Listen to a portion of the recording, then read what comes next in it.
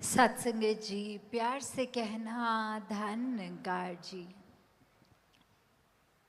पहले दिन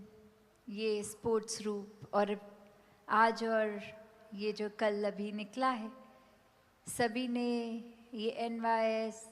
सिंपोजियम रूप, सभी युवाओं ने भी जहाँ ये शिक्षाओं को ग्रहण किया, वहीं ये बुज़ुर्गों के साथ तालमेल की भी बातें और कैसे ये खुद के लिए चेतनता रूप के किस तरह हमें अपना सुधार करना है, कैसे कण कण से शिक्षा लेनी है, उस तरह कैसे भ्रमों में उलझना नहीं है। तो उसी तरह एक इस रूप में भी अक्सर जो भेदभाव की बात आती है, तो हर किस्म के वो भेदभाव से दूर रहना है। अक्सर देखा गया है, चाहे भाषा के लिए या रंग के लिए या फिर वो कि कोई नर है नारी है, या फिर आज जिस तरह ये भी सुना था हमने प्ले में, अक्सर एनवाइस में आता है कि कोई अगर अपनी ये ओरिएंटेशन को लेके कि किसी नर को नर पसंद है या किसी नारी को नारी, तो भी एक वो बोलते हैं कि हम सत्संग तो जाते हैं, पर वहाँ फिर सब हमें अलग तरीके से एक देखते हैं। तो अगर हम ब्रह्म ज्ञान लेके भी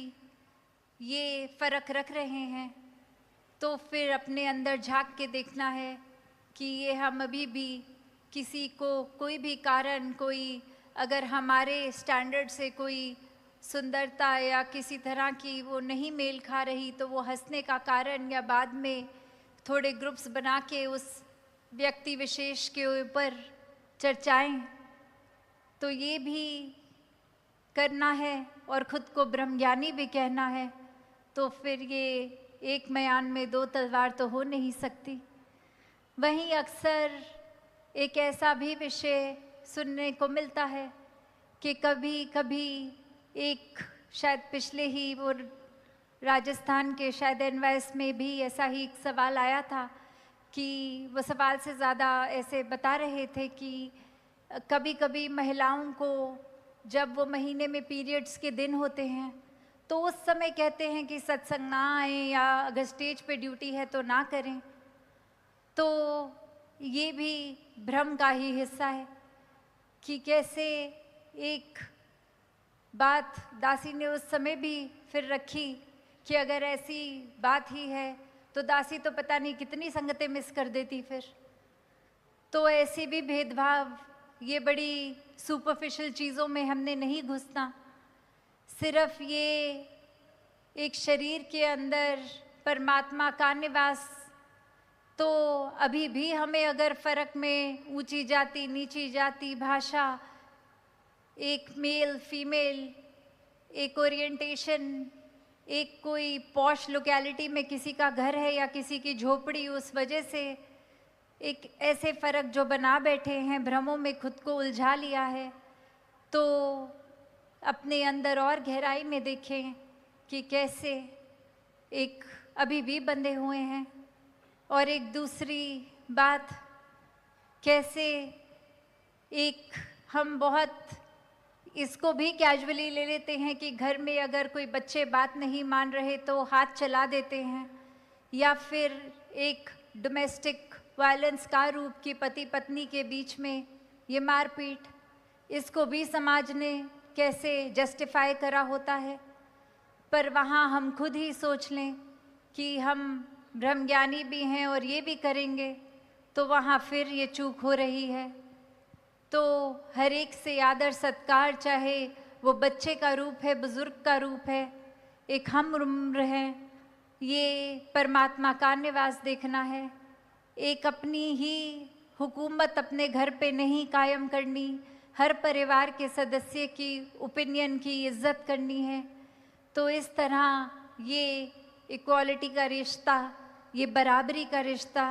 हर जगह रखना है। और जिस तरह ये 2 दिनों में इतनी खूबसूरती से सभी ने वो जो मैसेजेस दिए, चाहे डांस था या पैनल डिस्कशंस थी या स्किट्स थी या गीत थे इत्यादि, सभी ने कितने समय से ये अलग अलग जगहों से भी अगर टीम्स थी तो कैसे पहले इंटरनेट के थ्रू भी ये प्रैक्टिसेस, एक डिस्कशंस, इतनी गहराई में उतर के इतनी मेहनत, चाहे बैक स्टेज टीम्स थी या मैदान पे लगे सेवा दल जो पंडाल के अंदर तक भी नहीं आ पाए, ये सभी का एक सेवा भाव। और वहीं एक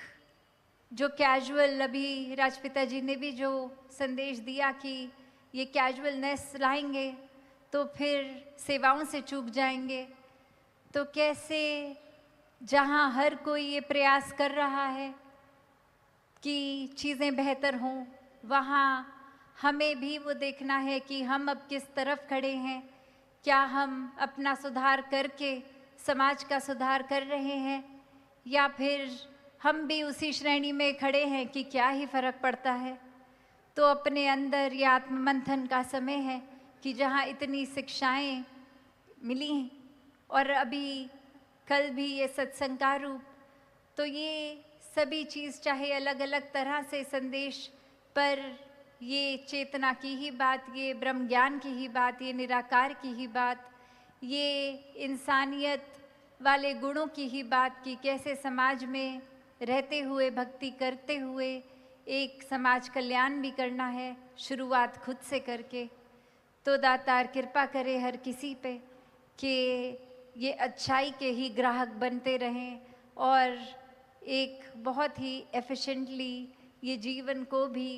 चलाना है, जहाँ जिम्मेवारियों से भी पीछे नहीं होना और आध्यात्मिकता से भी पीछे नहीं होना। ये बैलेंस बना के हर कोई चलता जाए।